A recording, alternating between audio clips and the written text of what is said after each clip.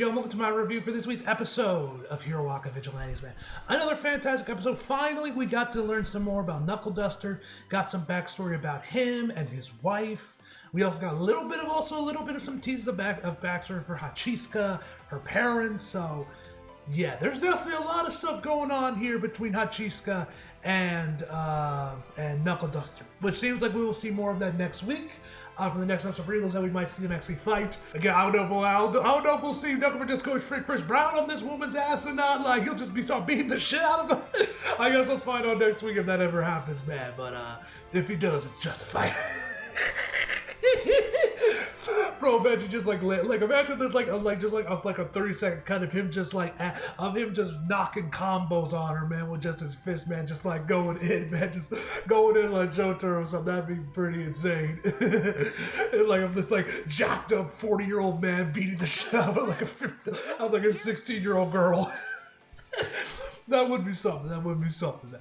Anyway, but yeah, man, this is a fantastic episode, and yeah, let's jump right in. So we started this off with actually some recap this time for the narration for Koichi, recapping, the quirks and everything, and the events of Vigilantes up to this point. Now, the interesting thing about this narration is that when they talk about the first time someone popped out a quirk, they mentioned that they were from China, which I'm pretty sure that's never been mentioned or established in the series beforehand, that the first quirk user came from China. I might be wrong, but I'm pretty sure this is new information, or maybe I'm an idiot. But or maybe this is like a retcon or something, because I don't remember them ever mentioning the first quirk user was from China. But maybe I'm wrong. I don't know. But I thought that was interesting. That caught my attention. Anyway, after the recap, we finally head over to the hospital. We're back over with Knuckle Duster, where he's talking to his wife, who, for a good chunk of the episode, we never get a clear look of her face because she's like obscured by like the curtains that are like really blowing, man. There was definitely a strong gust of wind, a strong breeze going through this hospital, man, with how far back the curtains were blowing while this whole thing was going on with Knuckle Duster. Now, at first at this point, I straight up thought that she was either brain dead, comatose, or just straight up a fucking vegetable. It seems like none of the above, and she is somewhat conscious and is very much alive and somewhat conscious, seemingly, and cognitive, I guess. Not by much, but it seems like she definitely knows that she is in a hospital or something, and she's with her husband. Not entirely sure, but she certainly is not comatose or a vegetable, is how things are. Anyway, Knuckle Duster's going on about his current, about how good his life is right now. That he's got hobbies, he's talking to his family, he's got some friends, man. Good stuff. And then when the nurses comes in there, man, asking for him to come over, the doctor tells that her condition, whatever it is not that, which we definitely know something cognitive, because the way from which she's acting, that's when the doctor's in before, the dialogue kind of fades out, and you can kind of hear bits of it, man, but it's kind of hard to hear over Knuckle Duster's narration. It's probably way easier to read with the subtitles when they're reading it and then watching it dub, man, because then you can actually read what it's saying rather than having to listen to the audio. But anyway, so the doctor mentioned that her condition has not gotten any better. Then we get a flashback to I'm assuming the first time that Hachiska met up with Knuckle Duster, where her bees are surrounding his wife. She's on the floor, and then right in front of Knuckle Duster is Hachiska with this creepy ass smile on her face. While she's nearing the shadows, man. So obviously there is indeed, I was right that there is indeed a connection between Hachiska and Knuckle Duster in some sort of capacity. What is that connection? I guess we'll have to wait and see. Besides, obviously, severely injuring and severely injuring his wife. I don't know. Why was she a target? Probably all for one, perhaps, man. But we'll have to wait and see on that and what the real connection between these two are. Maybe next week's episode. Maybe this will probably be something that gets introduced way later on down the road. Maybe equal 2. We don't know. At least I don't know. Manga is, I'm sure you guys know, but for us, I have something we don't know. We're in the dark.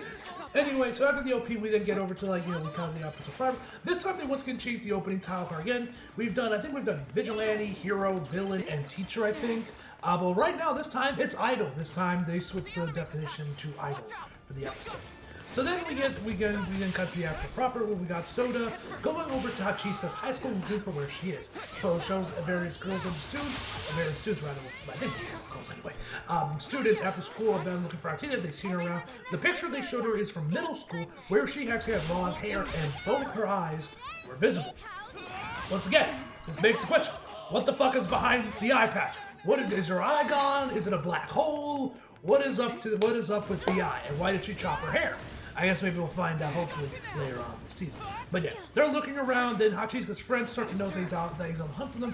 One of them tries to warn her, but before she can do that, the teachers kind of scare him off. He tells her, hey, you're scaring our students, what are you doing here? And he leaves, and then she's like, oh, guess not. And then her other friend just vanishes. We then come back over to he's like going down the street, where her friend comes in there and calls over Soda, asking what he wants with Hachisuka. And she says, it's like, oh, I bet it's nothing decent, because you know the way he dresses and whatnot, man. And he says, I don't know if it'd be decent or not, I'm just looking for someone else. She kind of messes with him, calling him a gopher, and then this woman starts to lift her skirt. Yes, ladies and gentlemen, in this dingy, dark alley in the middle of the goddamn day, bro. It is sunny out there, man. She is lifting her skirt. So it's like, hey, yo, who the fuck you take me for? And then, honestly, this is why I was glad I did a reaction for this episode, because y'all will see my reaction when I drop it tomorrow or whatnot. Where when she lifts her skirt, bees come out of her pussy. Yes, Link, you heard that right. You had bees coming out of this woman's cooch. What the fuck? We got bees coming out of eyes, and now we got bees coming out of vaginas, bruh. Talk about the birds and the bees. Jesus Christ. Like, this is just, now this, ladies and gentlemen, is indecent. This is straight up depravity, ladies and gentlemen. Why the fuck are there bees in a cooch? Why are there bees in a coochie, man? This is the question I want answers to, ladies and gentlemen. But anyway, Soda, he had a can of bee killer on him. He opens it up with his claws. Doesn't seem to do anything against Hachisuka's bees. Luckily, his boys comes in there to take care of the bees, and they make the run for it. And that's when we get back to Knuckle Duster back at the hospital. So he comes back in there. He says that the doctor dropped a bomb on him, but he's like, doctors can't see the future, right? I've been written out so many times I quit counting. And so he pushes the blanket up on her, and then she starts mumbling to herself, Tama, get home. Your father and I are worried about you. So obviously Knuckle Duster has a daughter, and from what we see a little bit how he interacts with Pop a little bit later in the episode, bro definitely got girl dad vibes. Not gonna lie, not gonna lie, he does bring out some girl dad vibes. Now, who is his daughter?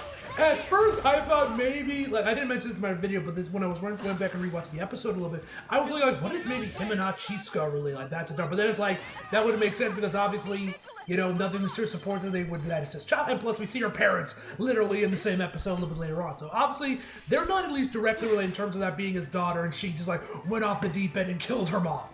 I don't know, maybe for all we know she could be like a cousin or something, but I highly doubt there's any sort of family relationships between Hachisuka and Knuckle Duster.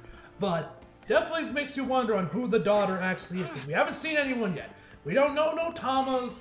We have not been introduced to any Tamas. We haven't seen her at all, man. And like I said, the only corpse we saw in the flashback was his wife, or maybe it's his daughter. Da-da-da! And her mom is just stricken with grief from what happened, that she is in this state because of what happened to her daughter instead. We don't know.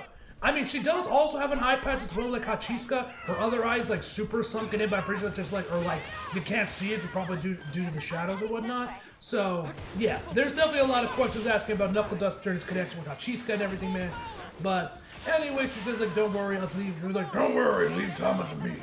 So he leaves, he meets up with Sugo, and where we find out that actually that the name he gave, which I think is like the same name he gave on the card when he gave it to Makoto and Koichi's mom, was the same card, and he said where it was also under a fake name. Well, no, he tries to ask what his real name is. He's like, better you don't know. Brian, it's not polite to pry into other people's business, pry into people's personal affairs, which is kind of funny because that's a little what he's doing, but yeah, whatever. So anyway, he tells him he found that Hachisuka isn't her real name, and that he tracked down the school where she's from. That's like a small private school. Which is better, it's better than nothing, so he writes that down. And he asks if they ask the partners, he's like, what? Don't tell me you're worried about Koichi and Pop. And then he's like, no, I'm not. And then it kind of continues, and he says, like, we shouldn't bring them in. They shouldn't be brought in any deeper than they already are. Just let them be flashy and they'll leave a pal out. So really, bro was just using Koichi and Pop as bait to try and lure out Hachisuka seemingly to catch her and whatnot. We then cut over to later on the day where Sugo and his boys are chilling on a park bench, smoking some cigarettes. Where then Koichi meets up with them. And not gonna lie, I love the storyboarding right here for this cut. When that's an overhead. Honestly, all the storyboards when you see like Pop overlooking characters on top of like a building or something, they all are really well storyboarded. This part of the episode is no different. I really like this. I love this frame, man. I love this shot. And the lizard guy starts laughing at her, like, "Ha ha! You still can't find a skirt to cover your butt." She throws a water bottle at him, and she's like, "Shut!" And she's like, "Shut it." Once again, this is stuff that probably made more sense in the manga, because, like I said, they were definitely prominently showing off her ass in the manga way more than the anime. Like I said, where it seems like the anime, they've like done everything they can not to show off her ass for whatever the case may be. But yeah. Anyway, so they kind of talk for a little bit. He's like, "Oh, you must really be a nice guy if you're being so friendly with the guys that beat your ass." He's like, "Yeah, things have changed, like, right, Sugo?" And for some reason, it looks like Koichi was looking at him like, "I know you're onto something, dude," or something. I don't think that's what Koichi was trying to call, but like, I don't know. The face he was giving him, he was looking right at him, made me think that he was like trying to tell him that he knows something about him or something. But I don't know. I don't think Koichi meant it that way. He was just being friendly, or being Koichi rather.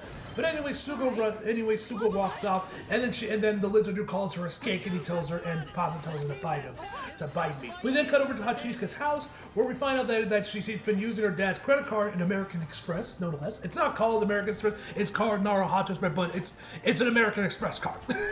We could all see. But she says that they cut off her card, so he puts it back in her pocket. We see that both her parents are in the same condition, or not worse, than Knuckle Duster's wife, looking like zombies, as she turns on the news, which talks about one of her friends collapsing in an alleyway that was a couple miles out from the Naruhodo station. And she's like chilling, eating this sandwich, man, while she has a bunch of her bees buzzing around, and she says maybe it's time for her to buzz off. We then cut over to Knuckle Duster in some sort of like warehouse or whatever, abandoned warehouse, where he is trained. Bro, this shit looked like it was right out of BVS, man, out of Bruce's training montage that we saw in BVS, man. And given that Vigilantes started publishing here in 2017, this would have been when BVS was still fresh in everyone's head, so I would not be, and we both know that both Koei Horikoshi Sensei and the manga for Vigilantes are both big comic book guys, so I would not be surprised if dude saw this in BBS like, "I will use this for Knuckle Duster." And we obviously see, and I mentioned before, Knuckle Duster feels like a mixture of Punisher, Batman, and Daredevil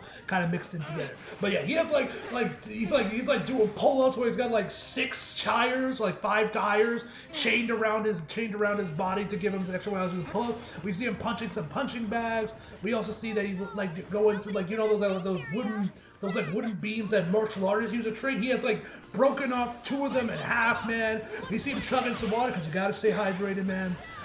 And then he holds up this picture of Tachika, the same one that Ahsoka was using of her in middle school. As Knuckles was like, "See you soon." Not gonna lie, man, that shot of him where he's smiling with the photo in front of him, man, not gonna lie, kind of creepy, not gonna lie. Not gonna lie, that was a very creepy shot, man, not gonna lie. I do wonder when these two fight, what's gonna happen. I feel like Knuckles is gonna pop off. I mean, to be fair, she did almost comatose her wife or whatever, man, severely damage her, so I'd say that's fair game, to be fair.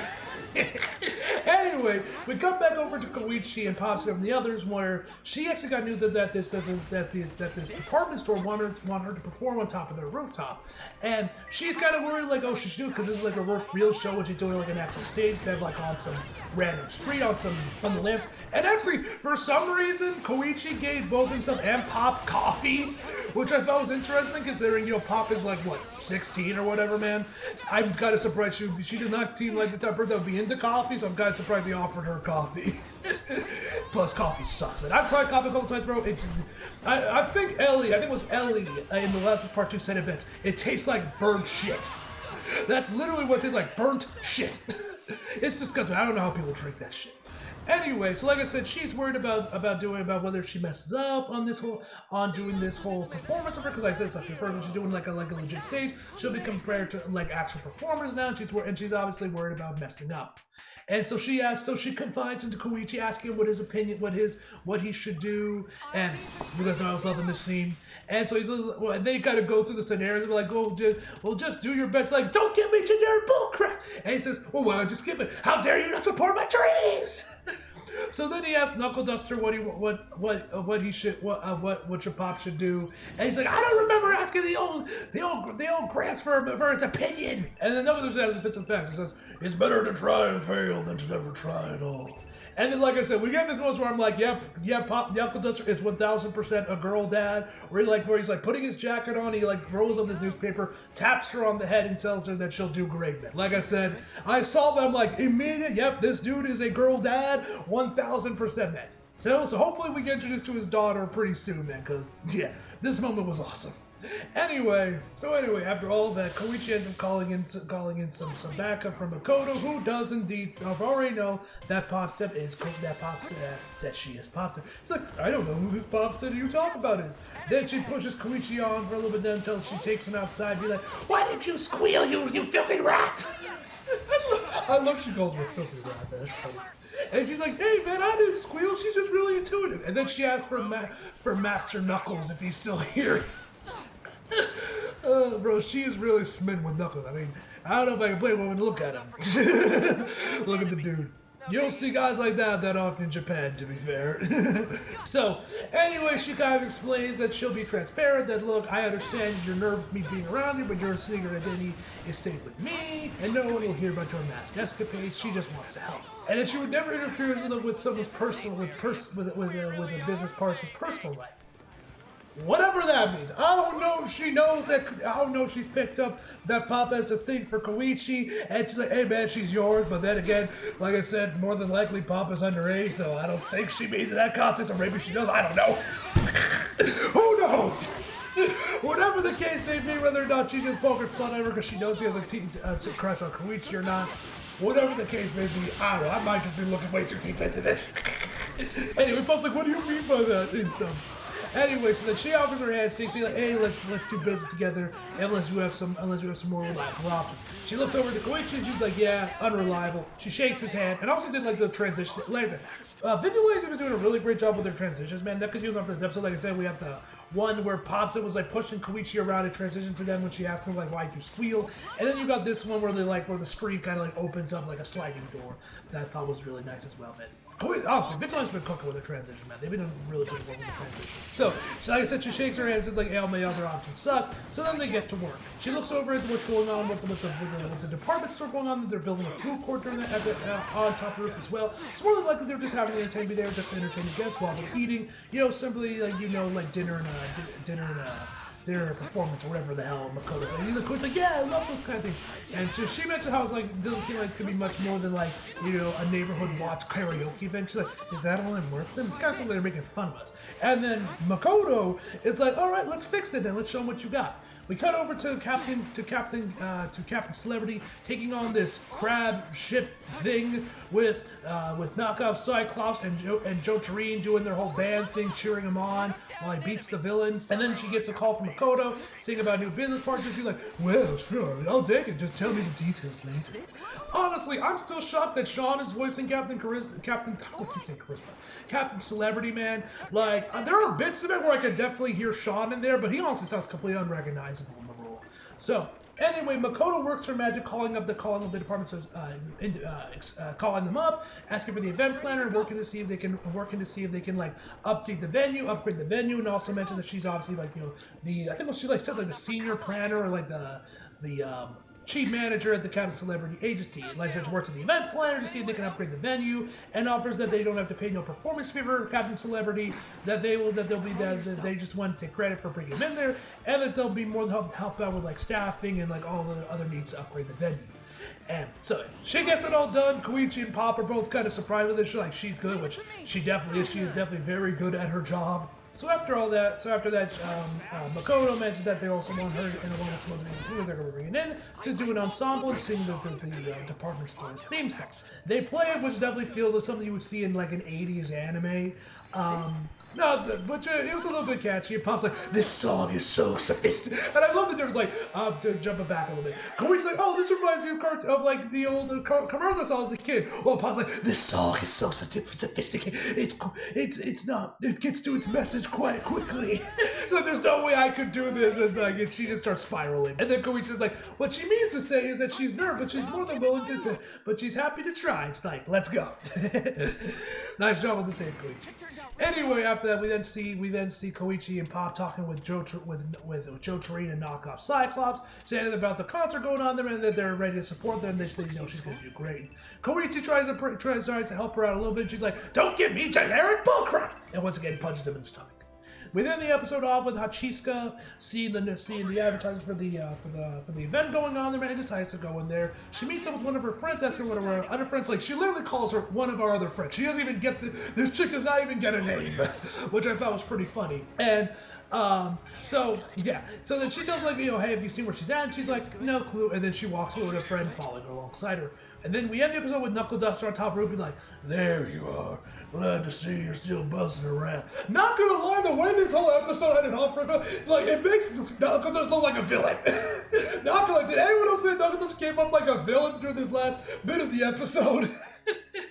But yeah, like I said, that's the end of the episode, man. And yeah, next week we're going to have more. Looks like we're gonna get the concert, at least them prepping for the concert, man, and definitely seeing Hachiska and Knuckle Duster battling it out in some capacity. Like I said, might do a reaction for the next episode as well. Not entirely sure just yet, man. Anyway, guys, overall, I give this episode a 9 out of 10, guys. Hope you guys enjoyed the video. If you like it, if you did, subscribe if you're new. Follow me if you feel like it. Links are below, and it's subscribe for more. See you guys next time.